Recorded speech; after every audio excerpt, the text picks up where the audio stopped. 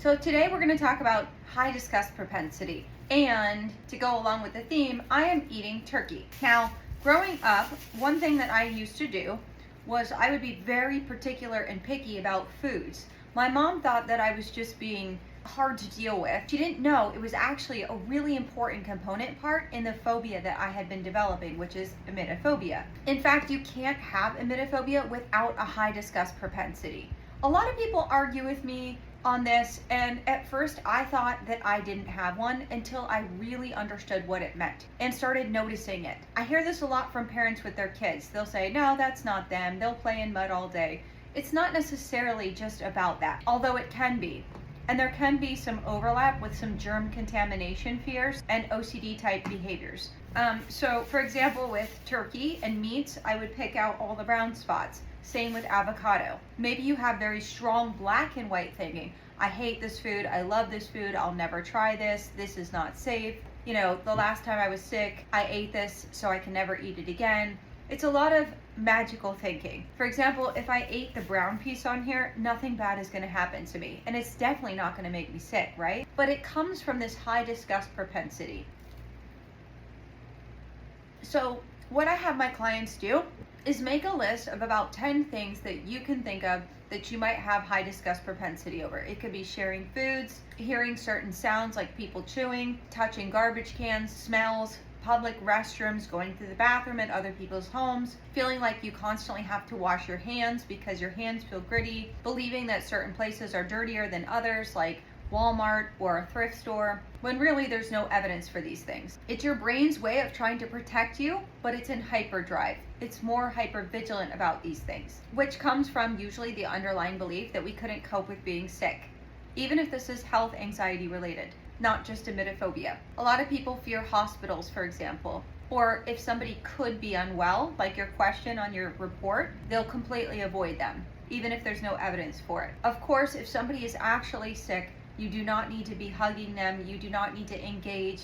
That does not mean that you have a phobia. There is such thing as a healthy avoidance, of course. We have the ability to avoid and escape and manage and control within our primary control skills, and that's okay. However, high disgust propensity is just your brain's way of trying to protect you from contamination, bacteria, germs, but it's, like I said, in hyper awareness, hyperdrive mode. It's up to us to calm our brain down and tell it that certain things are not a threat. They're not dangerous. We don't want unnecessary limitations and restrictions in our lives. It's by design to protect us from certain things. We stay away from rotting corpses, for example, things that smell very strong, like chemicals that could be hazardous to our health. It's our brain's way of keeping us safe from things that are actual threats. So it's not necessarily a bad thing to have some disgust in your life. Where is the overlap with self-esteem and perfectionism and social anxiety?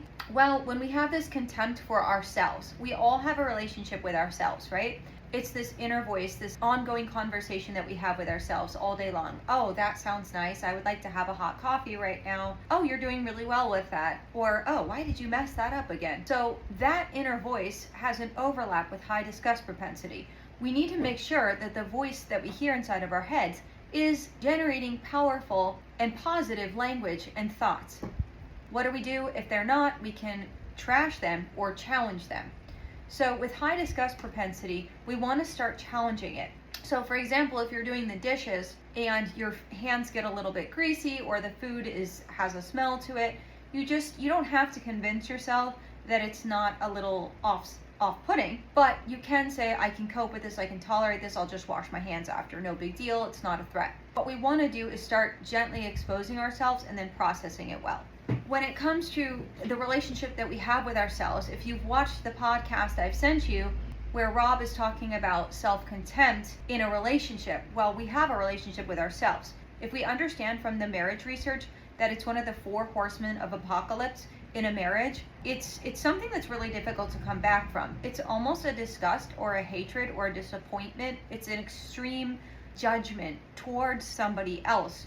For example, if you're married and you kind of turn up your nose, oh, they're so lazy. Why do they always do these types of things? I can't stand them. And it's almost like a resentment. And it kind of is a hatred. It's an anger, it's a bitterness towards another person. Now, if we have this towards ourselves because of the perfectionism lenses that every emetophobe I've ever worked with has, I'm going to think things towards myself like, you always get that wrong. Why do you mess things up like that? You're never good enough.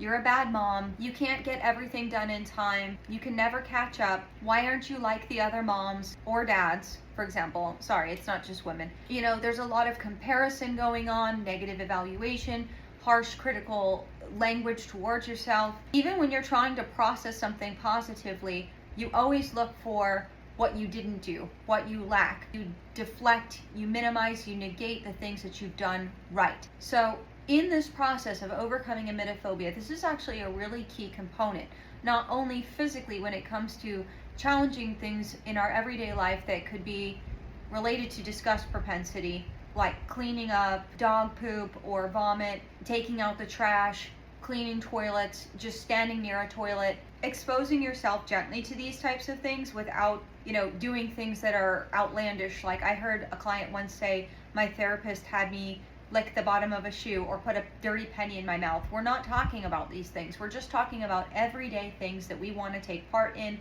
or we need to be doing. We don't want to have somebody else clean something up. We want to try to do it ourselves. Give it a go, and then process it well.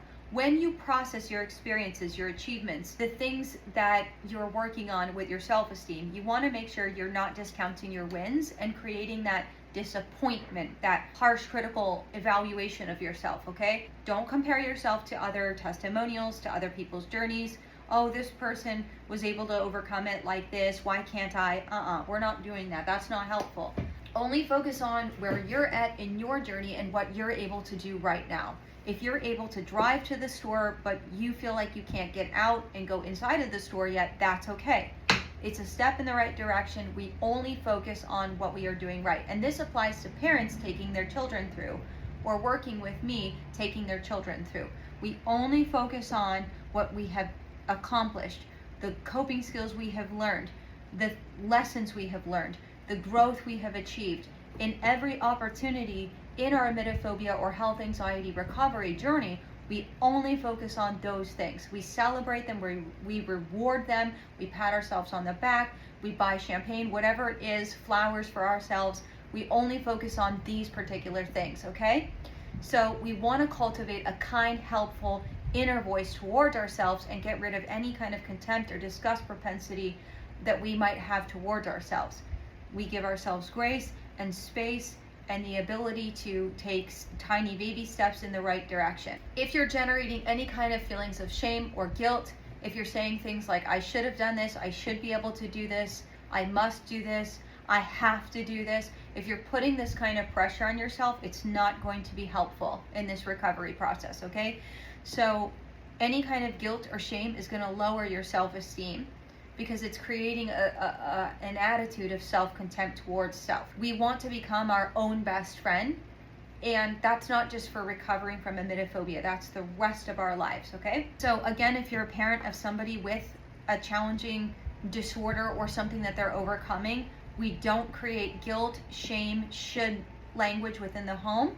We want to be celebrating the things that they are working on, the things that they have achieved, even if they take a step backwards, even if they're washing their hands again, it's okay. When you remove that sense of pressure, because they're trying to meet your approval, it allows an environment where they can grow and do things on their own autonomously and independently, where they're not seeking to not let you down, they're only focused on their own journey. That's very important in this process. If you're generating any kind of shame or embarrassment with any kind of experience that you've gone through, just check your lenses. Make sure that you're giving yourself a lot of grace and having perspective. There's no evidence probably for what you thought happened, so there's no point in brooding about it anyway. I have another video on self-forgiveness which goes along with this topic, but I hope this has been helpful for you. I'll see you in our next session.